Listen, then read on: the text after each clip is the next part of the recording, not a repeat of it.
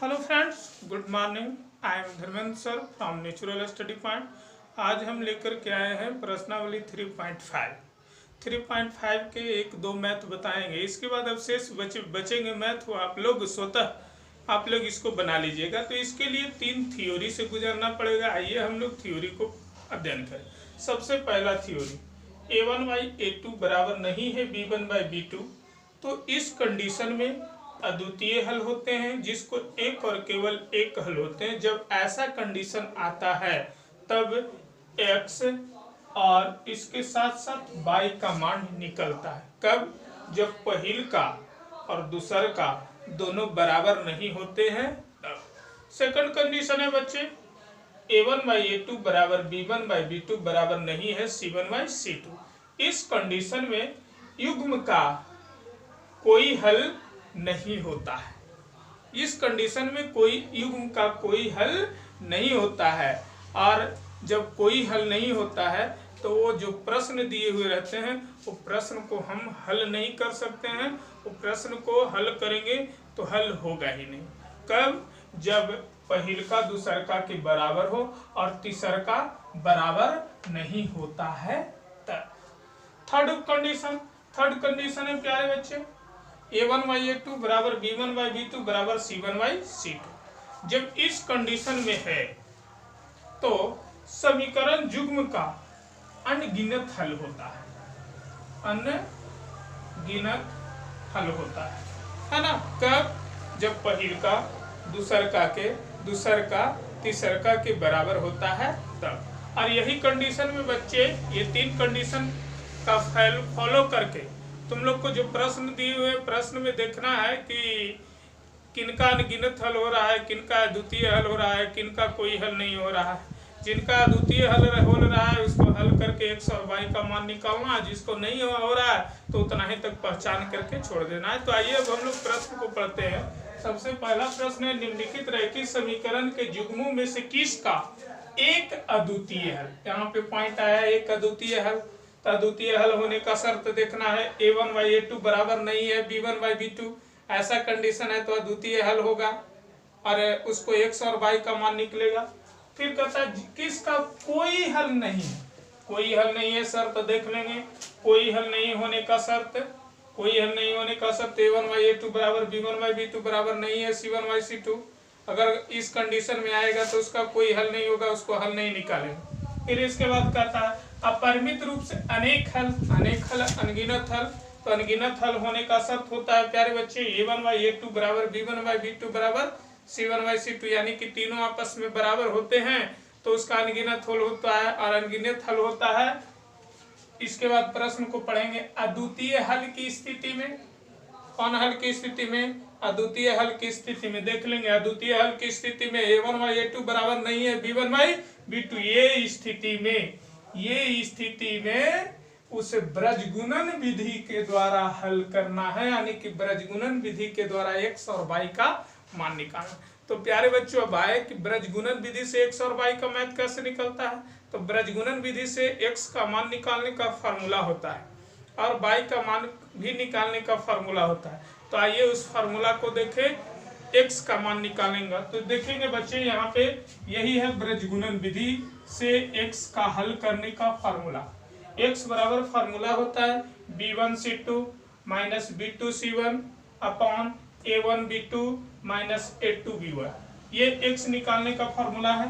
और y निकालने का फार्मूला ये होता है y बराबर c1a2 minus c2a1 upon a1b2 minus a2b1। यही है, इसी विधि के द्वारा ये सूत्र लगा के ब्रजगुणन विधि से हल किया जाता है। तो आइए अब हम लोग कोई प्रश्न को लेते हैं और लेकर के मैथ बनाना शुरू करते हैं।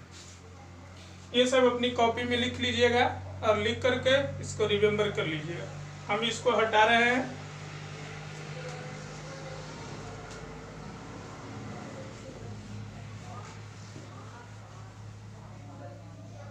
चलो चलते हैं सबसे फर्स्ट मैथ है x minus 3y minus 3 equal to 0, 3x minus 9y minus 2 equal to 0। First math ये था बच्चे, देख लेंगे यहाँ पे फर्स्ट मैथ है। तो ब्रजगुणन विधि से मैथ बनाने के लिए सबसे पहला शर्त है कि बराबर के इस तरफ 0 होना अनिवार्य है। अगर बराबर के इस तरफ 1 2, जैसे सेकंड मैथ में देख लेंगे, बराबर के इस तरफ 5 है, इसमें 8 है, तो इसको ले जाना होगा बराबर के उस तरफ। लेकिन इसमें तो बराबर के इस तरफ 0 है, तो यही कंडीशन होना चाहिए। यही कंडीशन रहेगा तब ब्रजगुणन विधि से मैथ बनेगा, अन्यथा इससे बनाएंगे तो थोड़ा गलत होने की चांस ज्यादा बन जाएगी। ठीक है, तो आइए इसको हम लोग हल करते हैं। सबसे पहले इसमें a1 और b1 और c1 और a2 और b2 और c2 का हम वैल्यू लिख लेते हैं। चलो देखेंगे बच्चे, इसको हम मान लिए समीकरण फर्स्ट और इसको मान लिए समीकरण सेकंड। अब जानेंगे a1 से जितना रहेगा वो फर्स्ट की कहानी चलेगी, जिसमें 2 लग गया वो समीकरण सेकंड की कहानी चलेगी। तो 1 a1 पहला नंबर में x के गुणांक जो होगा उसी को a1 कहते हैं। यहाँ पे गौर करेंगे समीकरण फर्स्ट में x के गुणांक, x के आगे में नहीं कुछ है तो कितना छुपा हुआ रहता है 1, जो कि लिखा नहीं जाता है। तो a1 का वैल्यू इस जगह पे हो गया 1। a1 के बाद a के बाद होता है b, समीकरण फर्स्ट की कहानी चल रही इसलिए यहाँ होगा b1। तो b1 क्या होता है, तो b1 होता है बाई का गुणांक, समीकरण फर्स्ट में बाई का गुणांक। तो यहाँ पे गौर करके देखेंगे बाई का गुणांक, बाई के आगे में कितना है -3, तो b1 का वैल्यू हो गया यहाँ पे -3, या इस जगह पर लिख लेंगे b1 का वैल्यू हो गया -3। ओके, अब b1 के बाद होता है c1 यानी कि समीकरण फर्स्ट में अचर पद को बोलते हैं c1। तो फर्स्ट में अचर पद देखेंगे, लास्ट वाले पद -3, यानी कि c1 का वैल्यू हो गया -3। ठीक है, अब इसी का 2 लेंगे, a1 है तो a2 लेंगे, b1 है b2 लेंगे, c1 है c2 लेंगे। तो 2 आ गया तो हम लोग चल जाएंगे समीकरण सेकंड में। अब हम लोग लिखते हैं a2, यानी कि समीकरण सेकंड में x का गुणांक, समीकरण सेकंड को देखना है, x के गुणांक, x के आगे में 3 है तो a2 का वैल्यू 3 हो गया।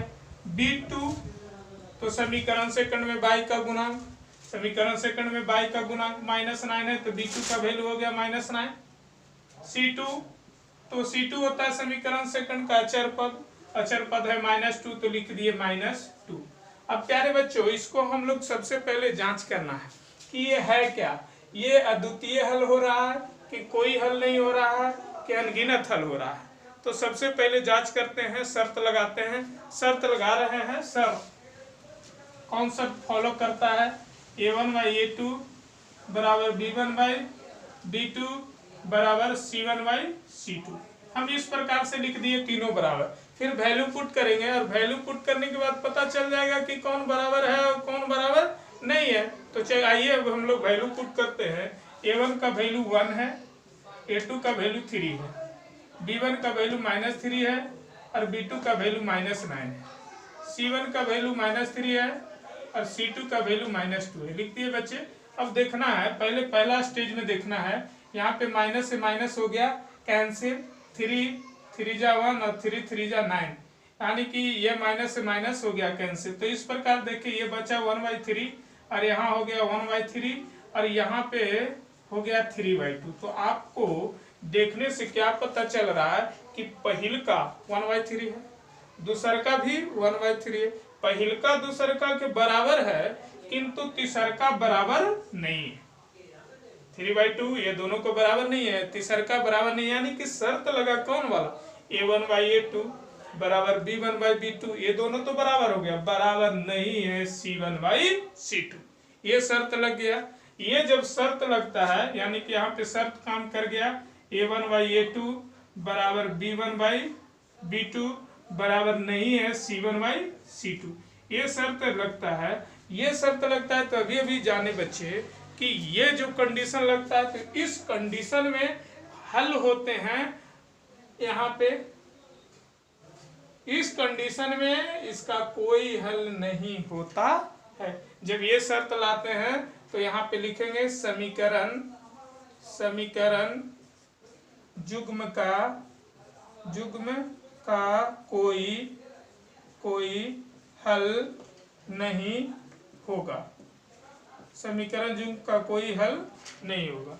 ठीक है, ओके। और जब समीकरण युग्म का हल होगा ही नहीं तो इस मैथ को हल करेंगे नहीं, हल कर होता ही नहीं है। तो बस इतना ही तक इसको जांच करना था। अगर हल होता तो हम इसको हल करते। ये प्रश्नावली तुम्हारा 3.5 का फर्स्ट मैथ है जो बन करके हो गया तैयार। तो प्यारे बच्चे इसको आप लोग नोट कर लेंगे। अब हम लोग चलते हैं सेकंड मैथ में। ये तो बनने वाला नहीं था, सेकंड की जानकारी दे रहे हैं। अगर बनने लायक रहेगा तो उसको बनाएंगे। इसके बाद 2 और अवशेष बचेंगे, सो आप लोग बना लीजिएगा। और नहीं बनेगा तो फिर डिस्क्रिप्शन बॉक्स में कमेंट करना है और उसका समस्या का समाधान किया जाएगा। ठीक है, तो मिटाते हैं बच्चे।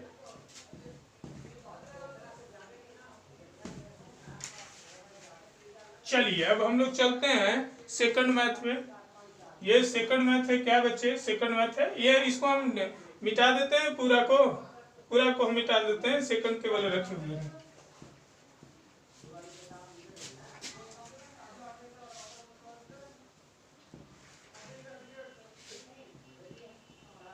चलिए सेकंड मैथ में चलते हैं। सेकंड मैथ ये है 2x + y = 5 और है क्या 3x + 2y = 8।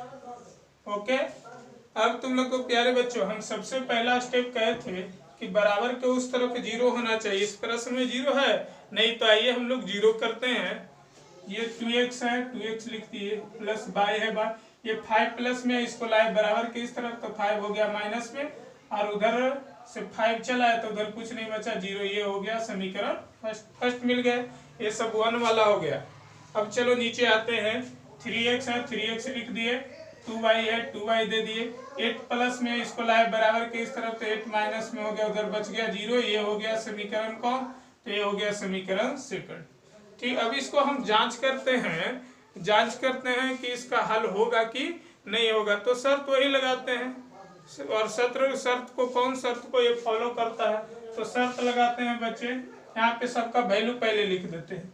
ये a1 का वैल्यू लिख देते हैं, x के आगे 2 है समीकरण फर्स्ट में। b1 का वैल्यू दे देते हैं, y के आगे 1 है तो b1 का वैल्यू हो गया 1। c1 का वैल्यू दे देते हैं, -5 है। अब a2 में आ जाओ, समीकरण सेकंड में चलते हैं। समीकरण सेकंड में a2x के आगे 3 है, b2 में चलो y के आगे 2 है, c2 में चलो लास्ट में -8 है। हो गया, अब लिखा गया। अब हम लोग जांच करेंगे लगा करके सूत्र को। a2 b1, ये तो सबको पता है, x निकालने का सूत्र है b1 c2 - b2 c1 बटा a1 b2 - a2 b2। ये इसको हटाते हैं। अब यहाँ पे शर्त लिखेंगे बच्चे। शर्त हो गया, शर्त क्या है? a1/a2 बराबर b1/b2 बराबर c1/c2। देखते हैं, पहले लिख दिए। अब इसमें कौन शर्त फॉलो करता है वो वैल्यू पुट करेंगे तो पता चल जाएगा। वैल्यू पुट करते हैं। a1 का वैल्यू 2 हो गया, a2 हो गया 3, b1 का वैल्यू 1 हो गया, b2 हो गया 2, c1 का वैल्यू -5 हो गया, c2 हो गया -8। माइनस माइनस कैंसिल, और तो कटने वाला नहीं। तो देखिए प्यारे बच्चों, ये है 2/3 और ये है बराबर 1/2। ये दोनों बराबर आपस में बराबर है? नहीं, बराबर नहीं, यानी कि शर्त लग गया कौन वाला? पहिलका दूसरका के बराबर नहीं है। तो शर्त काम कर गया, a1/a2 बराबर नहीं है b1/b2, यानी कि पहिलका दूसरका के बराबर नहीं है। जब बराबर नहीं होता है तो ये समीकरण युग्म को क्या हल होता है? समीकरण युग्म का अद्वितीय हल होता है। कब हल होता है? जब पहिलका दूसरका के बराबर नहीं होता। और जब अद्वितीय हल होता है तो प्यारे बच्चे इस समीकरण को ब्रजगुणन विधि से हल करना है। x और y का मान निकालना है। तो आइए अब हम लोग ब्रजगुणन विधि के द्वारा x का मान निकालना शुरू करें। ठीक है बच्चे, तो अब यहाँ पे x का मान निकालेंगे ब्रजगुणन विधि के। तो x का मान निकालने का सूत्र होता है, x का मान निकालने का सूत्र होता है तुम्हारा b1 c2 - b2 c1 upon a1 B2 minus A2 B1। यही सूत्र है बच्चे, और यही सूत्र में सबका वैल्यू पुट कर देंगे, और वैल्यू पुट करने के बाद जो आएगा वो x का मान निकल जाएगा। तो आइए अब हम लोग वैल्यू पुट करते हैं। B1 यहाँ पे गौर करोगे, B1 1 है, 1 लिख दिए। फिर है C2 है -8 दे दिए, माइनस B2 देखोगे, B2 2 है, 2 लिख दिए। C1 गौर करो, यहाँ पे C1 का वैल्यू -5 है, -5 दे दिए। नीचे आएंगे A1 देखोगे, A1 2 है, 2 लिख दिए। B2 का वैल्यू दे दो, B2 का वैल्यू 2 है, 2 लिख दिए। माइनस चिन्ह है, माइनस चिन्ह दे दिए। A1 गौर करेंगे बच्चे, A1 का वैल्यू 2 है, 2 लिख दिए। यहाँ पे सॉरी, यहाँ A2 है, तो A2 का वैल्यू गौर करोगे, A2 का वैल्यू 3 है, यहाँ पे 3 लिखिए। फिर है B1 गौर करेंगे, B1 का वैल्यू 1 है, 1। सबका वैल्यू लिखा गया।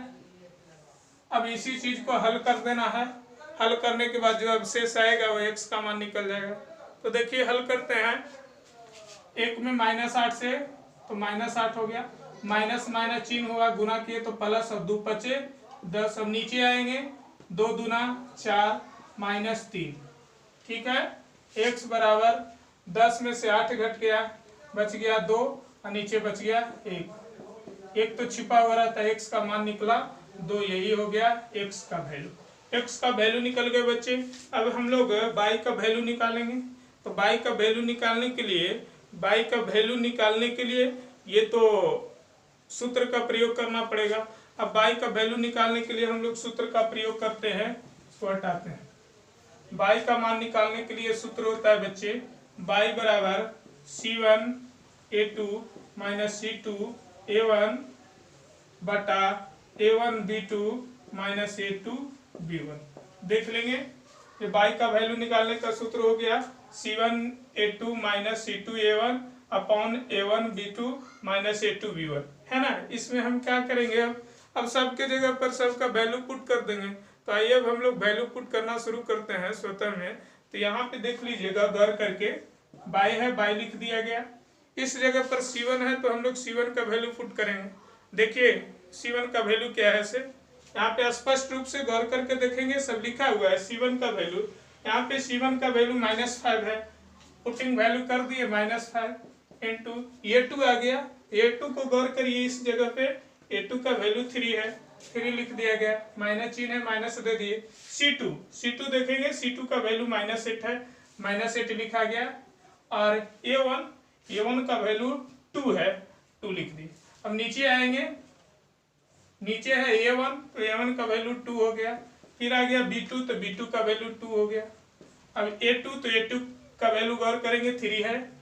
और फिर है B1, तो B1 का वैल्यू है 1।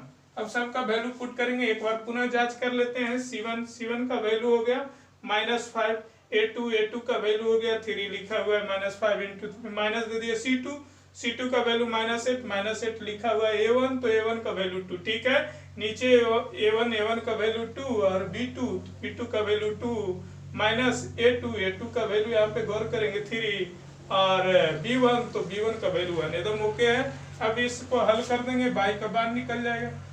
-3 में -5 में 3 से गुना करेंगे, 15 माइनस में हो गया, माइनस माइनस चिन्ह हो गया प्लस, 8 दूनी 16 हो गया। नीचे आएंगे, 2 दूना हो गया 4 और नीचे 3 हो गया। अब आगे बढ़ते चले जाएंगे, 16 में से 15 घट जाएगा, 1 बच गया, और नीचे 4 में से 3 घटा, 1 बच गया।